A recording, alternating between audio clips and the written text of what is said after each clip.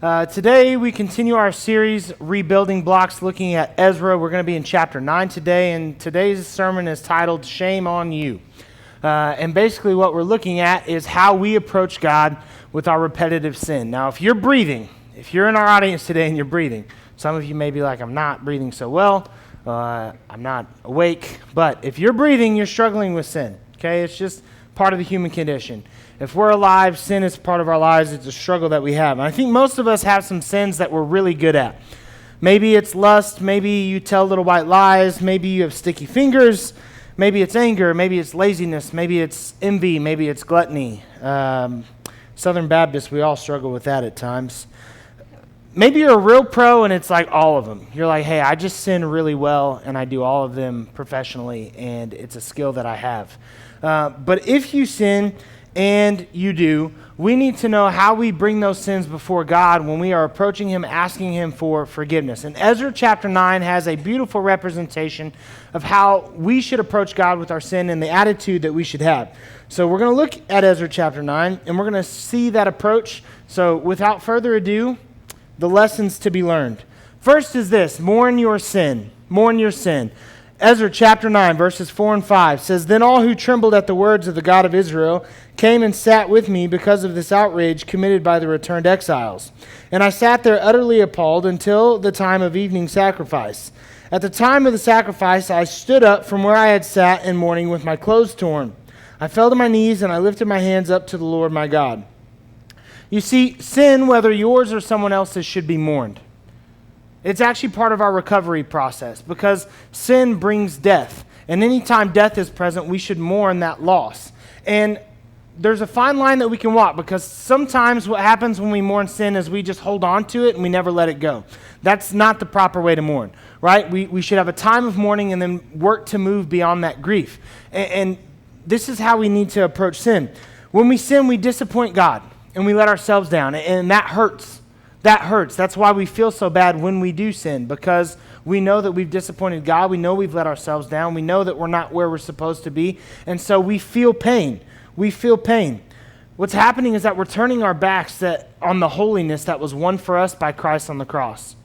And any time you turn your back on Christ, it's painful. And mourning is a proper response to our sin. To me, it sounds like something that we should mourn. After all, to mourn is the action of feeling or showing deep sorrow or regret. Feeling or showing deep sorrow or regret. See, the worst thing that we could do when we sin is act like it's no big deal. The worst thing that we could do when we sin is just say, well, Christ has got me, right? Or God's got my back. Jesus died on the cross for my sins and I sinned, and so what? That's not how we're supposed to approach these things. We look at Ezra here. He tore his clothes, which was a common practice back in the Old Testament, and we see it sometimes in the New Testament. It occurs at least 23 times that I could find in Scripture, and it frequently occurs in light of sin. Just like it did in Ahab, when Ahab did it in 1 Kings 21. He experiences people sinning, he tears his clothes, just like it's happening right here in Ezra. When we mourn sin, here's the important part about it. When we mourn sin, it shows that we understand the cost of our actions. When we mourn sin, it shows that we understand the cost of our actions. Romans 6:23, for the wages of sin is death, but the gift of God is eternal life in Christ Jesus our Lord. Luckily, however, we have that gift from God, right? So here's what we can't do. We can't say, well, Jesus died on the cross for my sins, and therefore my sins are covered, and I can just go on sinning, right? Scripture addresses that too. No, we have to turn our backs on that old way of life. And when we sin, we must mourn our sin because we know that we are turning our backs on God. I think I've made that pretty clear. So the first process, when we go to approach God with our sin, with something that we're struggling with, we need to mourn our sin. And it's okay to do so. It's okay to do so, and it's an expected response. And it shows God that we understand what our actions have done to Him. It shows God that we know that we've disappointed Him. It shows God that we know we've kind of turned our nose up at Him and walked away from Him. It was the same response that Adam and Eve should have had in the garden and did.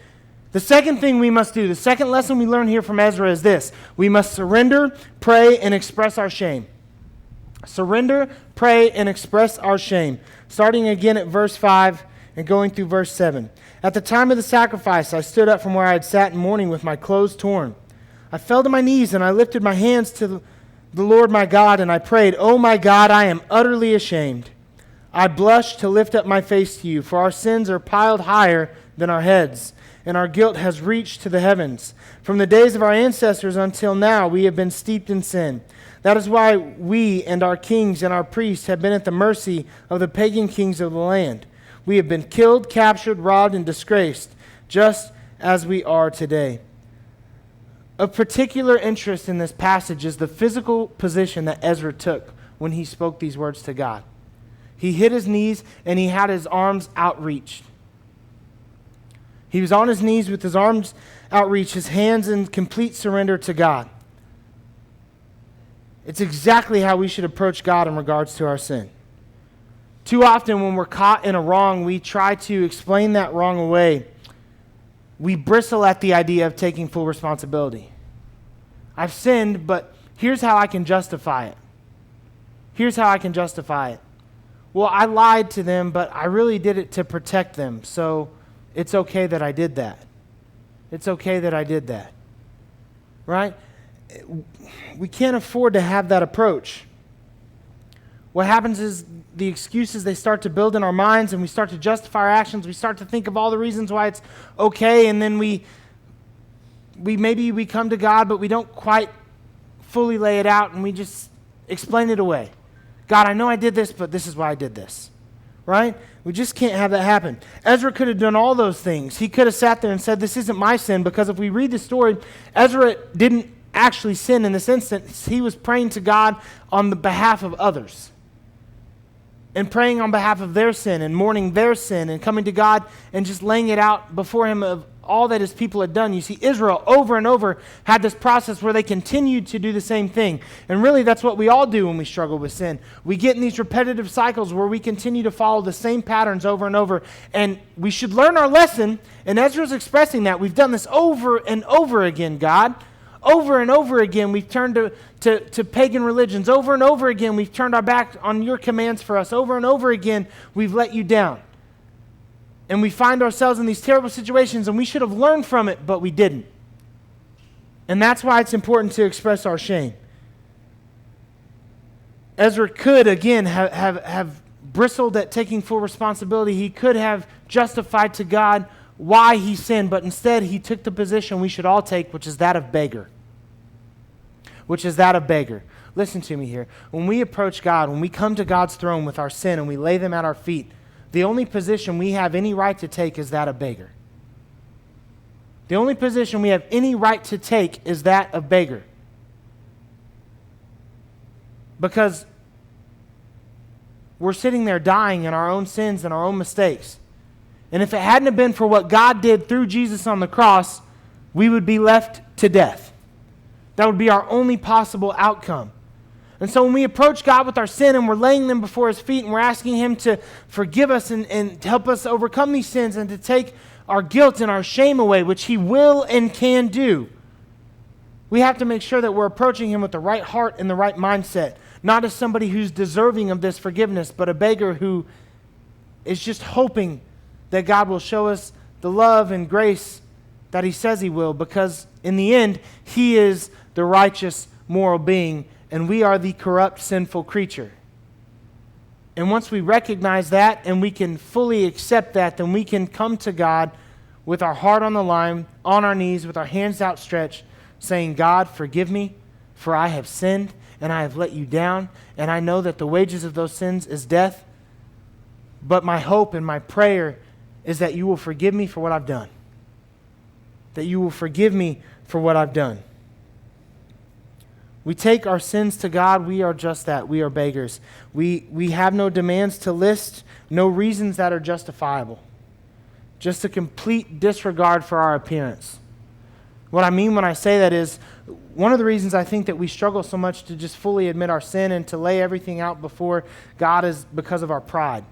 Because we don't want to completely just bend over backwards and say, "I'm broken and I need to be fixed. And God, I need you more than anything right now because I'm continuing to fall in this pattern." No one likes that feeling. None of us like to do that. Right? It's our own sinful pride, but nobody likes the appearance of being weak and broken and less than. But without Jesus and without God and without His grace and without their forgiveness, we are all those things. We are all those things. So come before the Lord with a humble heart, being contrite and laying out everything it is that you need Him to fix and correct in your life. Approach God with the hope of the forgiveness that we will receive. Isaiah 66:2. Has not my hand made all these things? And so they came into being, declares the Lord. These are the ones I look on with favor. Those who are humble and contrite in spirit and who tremble at my word. Those are the ones I look on with favor. Those who are humble and contrite in spirit and who tremble at my word. See, if we want God to hear us, if we want God to forgive us, there's a certain sincerity that has to be present when we're seeking that forgiveness. And that sincerity can only be present if we come to God in a humble attitude, ready to completely lay out all of our wrongs. Which is why we have to follow the third lesson that we are taught here in Ezra chapter 9. To be specific. To be specific.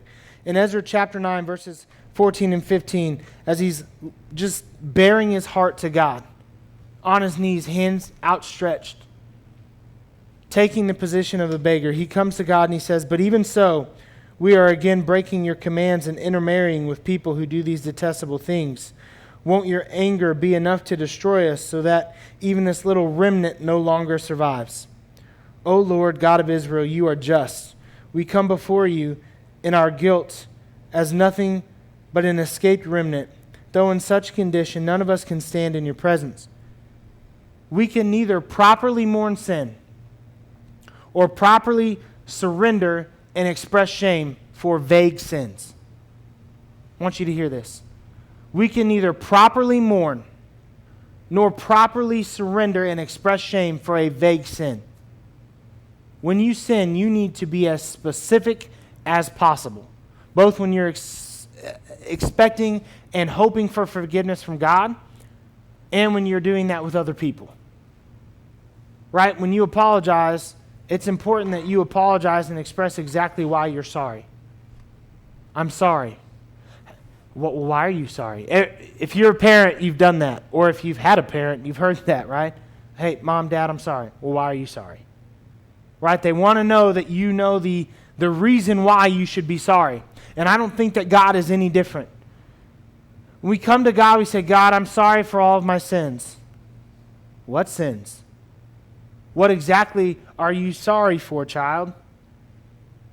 Right? Because God wants to know that we know in our hearts and in our souls exactly what it is that we've done wrong, exactly how we have caused our own deaths, exactly how we have separated ourselves from Him. Because to God, honestly, that is the worst possible thing that can happen. Not that you yourself would sin, but that your sin causes separation with Him. God was so upset with Adam and Eve in Genesis, not because they sinned, not alone, right? It wasn't just because they did something He told them not to do. It's because now that you've done this, we can no longer be together. And so often I think that that's the thing that we fail to see with God when it comes to our sin. It's not that God is so angry with us because we've done wrong. It's because that wrong separates us from Him. Because He loves us so much. Because He looks at us as His children. And the last thing that He wants is to be separate from you and from me. But when we sin, He has no other option but to be away from us. That's why He sent Jesus. Because Jesus had to die on the cross so that separation could be repaired. And even now, this is the Old Testament. Jesus hasn't come yet, right? But even now when we sin, even with the blood of Jesus covering and being the atonement for our sins, while we try to hide our sin from God, we are still separating ourselves from Him. And we cannot afford to do that. And the only way to truly express our shame, the only way to truly mourn the same for our sins is to be explicit and descriptive in the sin that we've committed. in the sin that we've committed. It is so important that we are specific. During our confession of sins, it's not, I lied, or let me rephrase. During our confessions of sin, when we are confessing sin, it should be, I lied. God, forgive me. I sinned. I've told a lie. This is the lie that I told. Not, well, Lord, I was less than honest today, and if you would just forgive me and wipe away my sin because I feel really, truly bad about it. Right? When we express our sins, it's, I stole. I stole. I was at the store today and I took something that didn't belong to me, or I stole money out of my mom and dad's wallet, or whatever, right? I stole, not, well, God, I used something without asking today, and I feel really bad about that. And if you could forgive me for that and help me not do it again, right? And we can list any sin that it is that we've struggled with. But what's important is when we are expressing this to God, that we are specific about it and that we are just open and honest with it. Because when we're able to do that, then we're able to recover. When we're able to just lay it all out on the line and not have any more secrets in our heart, then that's when we're able to recover. If you've ever been in any type of relationship at all where you've had conflict, you know that you can't truly move on until everything is out in the open. Until absolutely everything else is laid out in front of that person. With God, it's no different. And with God, frankly, that if we don't want that with everyone else, which we certainly should, we should definitely want that with God, right? God should be the last person that we want to hide things from. God should be the last person that we try to hide things from. God should be the last person that deserves to be lied to, because honestly, when we're vague about the things that we are needing to apologize for and needing forgiveness for, really what we're doing in that process is lying. We're lying to ourselves and we're lying to that other person. And we're trying to explain away our sin. That's really what's happening. Right? So when we don't say, God, I lied, rather, I was less than honest, we're trying to hide things. We're trying to be deceptive. We're trying to be less than honest because it makes us feel better. But when we are in the position of being the person that needs forgiveness, it's no longer about our feelings. It's no longer about our feelings. It's about our life. Life. And the only way that we can receive life and the only way that we can go on truly living is to have everything laid out before God. So Ezra here in chapter 9, on behalf of the people, he does all these things. He mourns their sin. So much so that he tore his clothes. I want you to think of that expression of grief. He tore his clothes and he just sat down in the dust and in the dirt and sat there for hours until it was time to offer a sacrifice. And then when he did that, he stood up only to go back down to his knees. And he opened his arms in front of God and just fully expressed his shame and the guilt that he felt, even for a sin that he did not commit. He mourned the sin on behalf of the people. And then he told God exactly what it was that they did wrong. Just so that God knew, that he knew, and that the people knew where they turned away from him.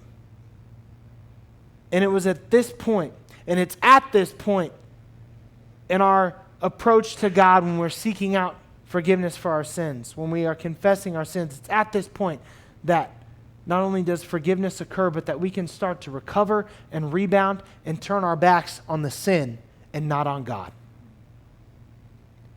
And that is the ultimate goal. The ultimate goal in going to God and laying our sins at his feet is, yes, to maintain or receive forgiveness, but to get to a place where that sin no longer has a stronghold in our life. And as long as we are trying to keep some of it for ourselves because we don't feel good about our actions or we are ashamed of what it is that we've done, as long as we are holding on to that, then sin still has a hold on us. Sin still has a hold on us. And so we have to be able to let that go. If we can do these three things that we've talked about today, then forgiveness can and will be ours. If we look at 1 John chapter 1, verse 9, it says that if we confess our sins to him, he is faithful and just to forgive us our sins and to cleanse us from all our wickedness. In Proverbs 28:13, we're told that people who conceal their sins will not prosper. But if they confess and turn from them, then they will receive mercy. If we want to receive forgiveness for our specific sins, then we need to confess our sins in a specific way. We need to confess our sins in a specific way. You know, too often I think I maybe have done myself a disservice and the people that I've preached to a disservice because I haven't properly talked about the right response to sin. Because there is a wrong response to sin, right? And that's when we feel guilty and we feel shame about something, but we continue to just hold on to that sin and we don't bring it to God. And so I maybe have been too flippant at times to say, well, forgive yourself and move on, right? Let it go and move on. And that's not a bad thing, but it is if we don't take the time to properly mourn the wrong that we've done. See, the reason that God gives us this process, the reason that that process is there in Scripture is so that the relationship can be healed and that people can move on. But this process has to take place in order for us to be able to move on properly. What I don't ever want us to do is get to a place where we just write our sin off like it's no big deal. Where we say, God, I've sinned and it was wrong and I'm sorry and I'll do my best not to do it again. And then tomorrow we do it. And God, I'm sorry and I sinned and I'll do my best not to do it again. And then tomorrow we do it again. And we just get in this cycle where we continue or flippantly asking for forgiveness because we know that forgiveness is what God wants for us. We know that because he sent Jesus to die for us on the cross. Don't know what just happened there. And we just get to this place where sin becomes not a big deal to us. And that is not okay. Because sin is a very big deal. Sin is a very big deal. Sin ruined God's creation.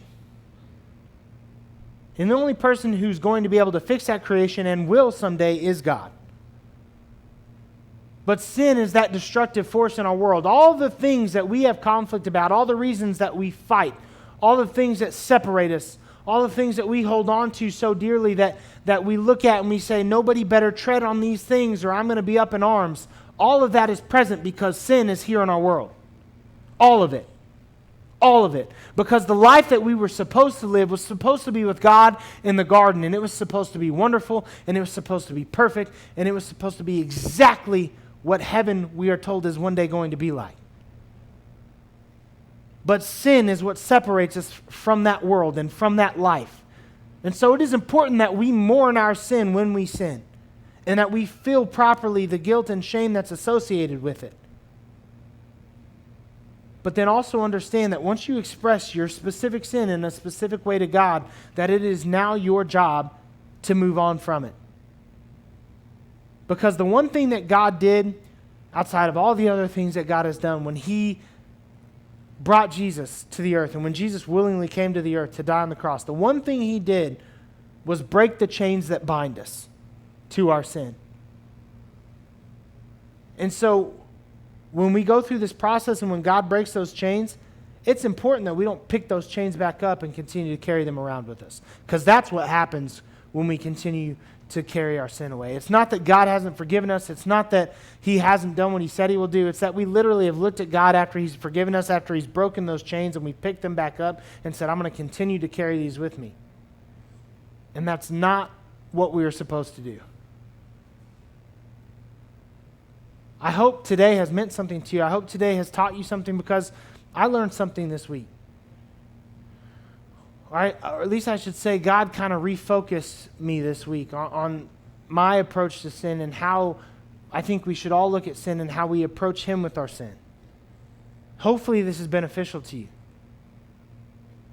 And hopefully if you're one of those people who struggles continually with sin and struggles with holding on to your sin, you will see today and you'll see this process and you'll start to implement it and you'll start to find the freedom that God really wants to give you. Because it is there for all of us, but so many of us struggle to find that freedom that Christ won for us on the cross, because we just can't quite get over our sin. And I think it has something to do with the fact that we don't properly mourn it, we don't properly express it, and we don't really turn it over to God. So if we can focus on those three things, I think our lives will be changed. I think our lives will be changed. And I find it to be very, very beneficial. Let's pray. God, I come to you right now. I thank you for this day. Lord, we lift our sins up to you. I pray that you convict hearts today and that you open minds to just being willing to lay everything out before you. God, when we do that, when we put everything out on the table, and when we just focus on being honest with you and seeking forgiveness and mourning our sin and recognizing the destruction that it does in our lives, God, then we can move forward. And I pray that you will help us see that and help improve our walks with you and with Jesus as we just continue to grow and learn and express our sin in a way that shows that we are truly sorry and just really want to move on from it. Help us to have the courage to approach you with our sin, to lay them at your feet, and to just be open and honest with you. It can be scary because you are God and we don't want to let you down, and when we do, we are ashamed. But Lord, when we mess up, when we fall short, what you want from us is the truth. What you want from us is humility. What you want from us is to take the position of the beggar and just lay before you with our arms open, saying, God, forgive us, and God, make us whole again.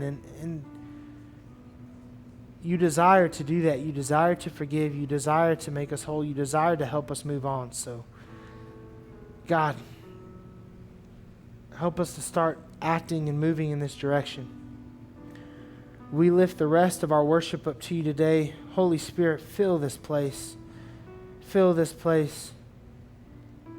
In Jesus' name we pray, amen. I'm going to be up here and I'm going to worship. I'm going to have my mask on. If you need to pray with me for any reason, come tap me on the shoulder and we will go pray. I think that's important. I would love to pray for you. You will find no judgment from me. If membership is something that you're interested in, you say, I love Crosspoint Fellowship, I want to be a member of our church. Come talk to me at some point. It doesn't have to be right this second. You can grab me after service and we'll talk about the process and kind of start to get that process in the works. If you need salvation, if you say, man, I realize that I've never actually ever expressed to God the fact that I'm a sinner and I need to do that, and I want his forgiveness, and I want to live my life walking hand in hand with Jesus, and I need to experience salvation. Don't leave today without coming and seeing me.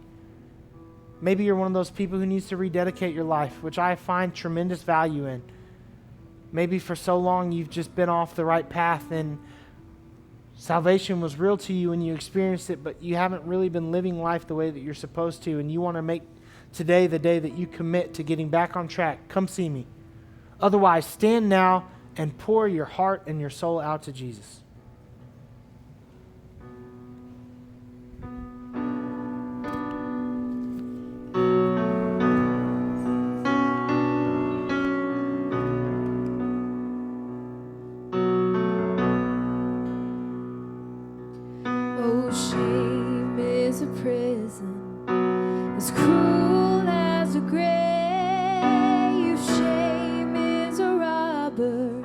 He's come to take my name.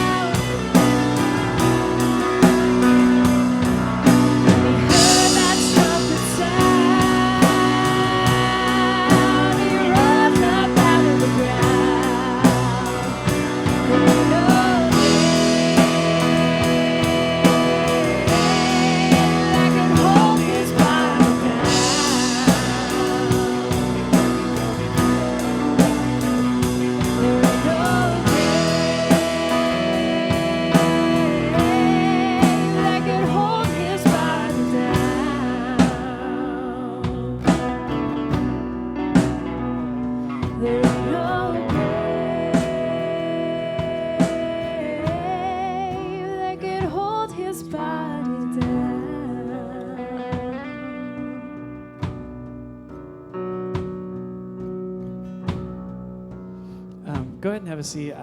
We'll do something that we normally wouldn't do at this point, but the band's just gonna keep playing for about a minute or so, and I just want to give you a chance to maybe for you haven't confessed a sin in a long time. Maybe it's been weeks, it's been months, and you just say, man, I just need a second just to speak to God and just confess and to get it off my chest and to be specific with him and not just say, forgive my sins, but forgive this sin that I committed this morning, this week, in this last month, or I can't get rid of this sin. It owns me, and I need release. I need help from that. Maybe this is your chance, your one chance this week to do this. So I don't want to rob you of that chance. We're going to play for about a minute. Just close your eyes. Just between you and God. Just speak to him. Confess to him. Jesus is waiting. Jesus is waiting to hear from you.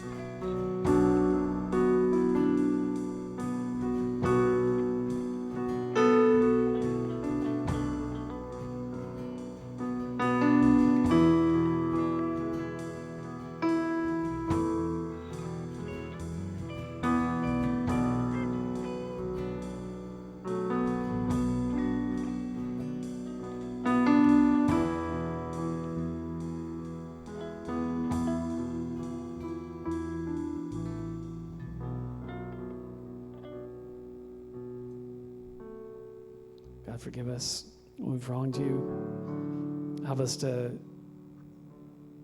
lean on you for forgiveness, to lean on you for just to not dismiss sin, to not move past it, to not say, oh, well, I messed up again, God will forgive me, but to actually just to wait and to sit in that shame and beg your forgiveness. But also to move forward and to say, I'm not going to let shame rule me. I'm not going to let this despair control me. You remove shame from us, in the same way that you remove sin from us. By your cross, by your resurrection, we have power, and that power is given to us to do things just like this. God, help us to be honest with you daily, just confessing our sins to you. And knowing that you forgive when we confess specifically what we've done. Let's sing this song about the victory that he gives.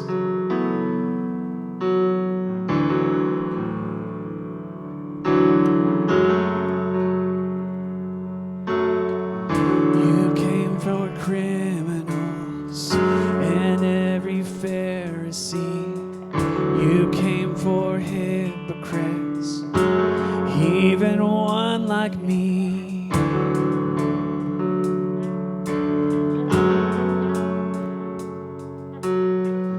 You carried sin and shame, the guilt of every man, the weight of all I've done, nailed into your hands.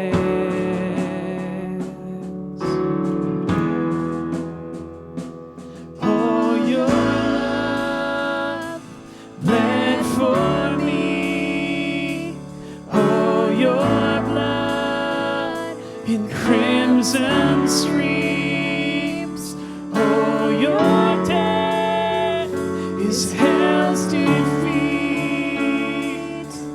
A cross meant to kill is my victory.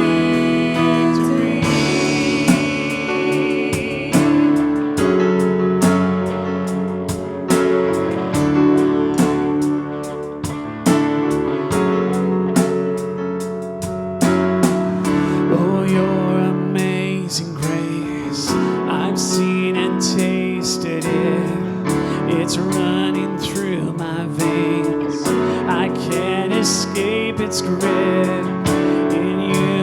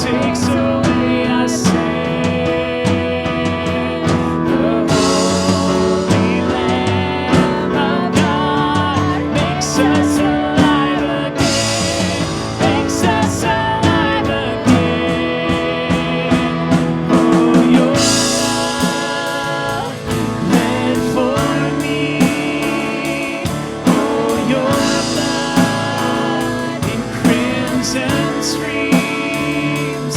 Oh, your death is hell's defeat. A cross meant to kill is my victory. A cross meant to kill is my victory. A cross meant to kill is my victory.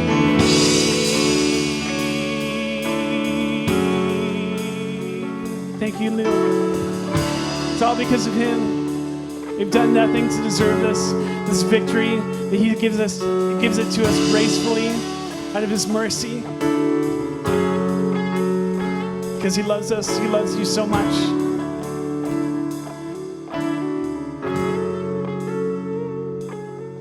Behold the Lamb of God who takes away our sin, who takes away my sin.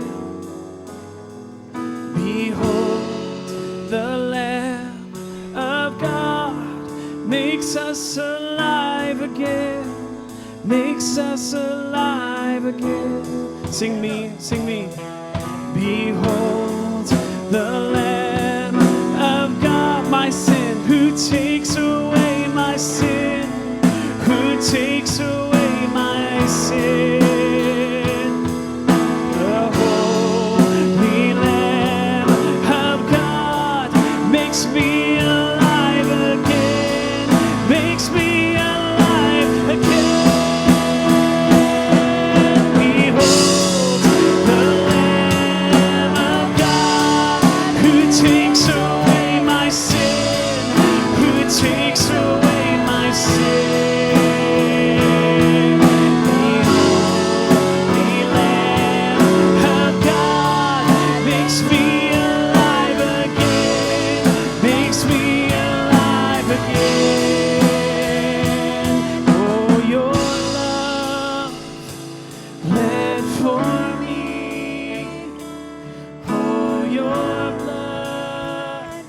Crimson streams. Oh, your death is hell's defeat. A cross meant to kill is my victory. A cross meant to kill is my victory. A cross meant to kill is my victory.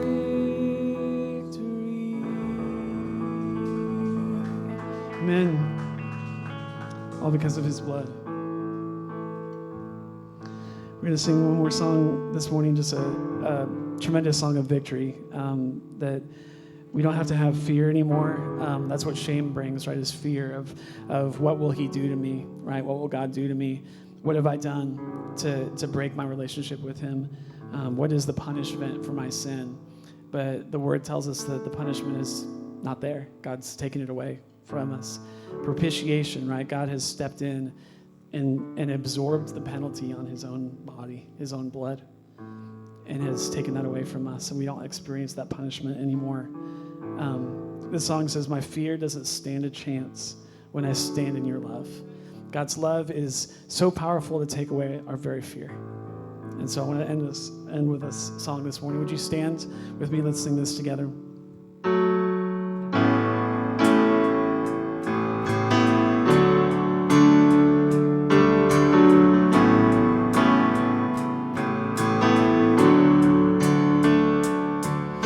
Darkness tries to roll over my bones, but sorrow comes to steal the joy I own. When brokenness and pain is all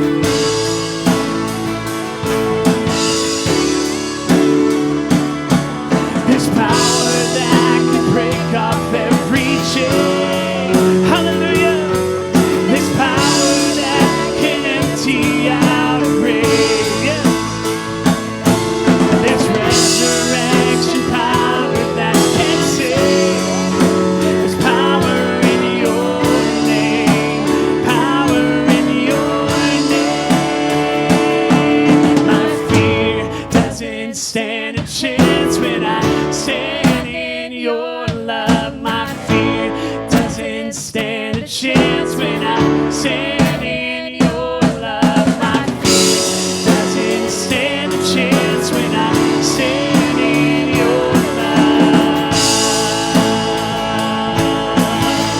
One more time, sing it.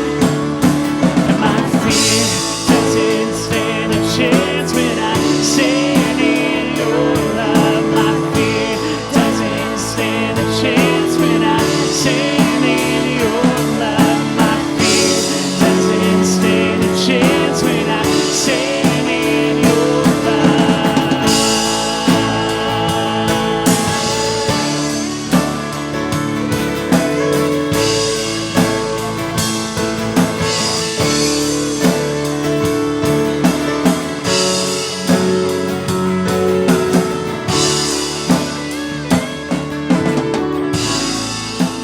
Amen. God is so good. His love is so pure, so powerful for us. I hope that this isn't the last time that you confess this week. That's my challenge to you this morning before we go, is just don't stop confessing. Don't stop telling Jesus exactly what you've done. Be very specific. That's one thing that I definitely hit home with me this morning, is I need to be more specific in my ask for petitioning him for grace and forgiveness. Do that this week. Know that God's love, when we stand in it, it drives off all of our fear and shame. And if we confess, he is faithful to forgive. We'll see you next week for some more talk on Ezra. Thanks for being here.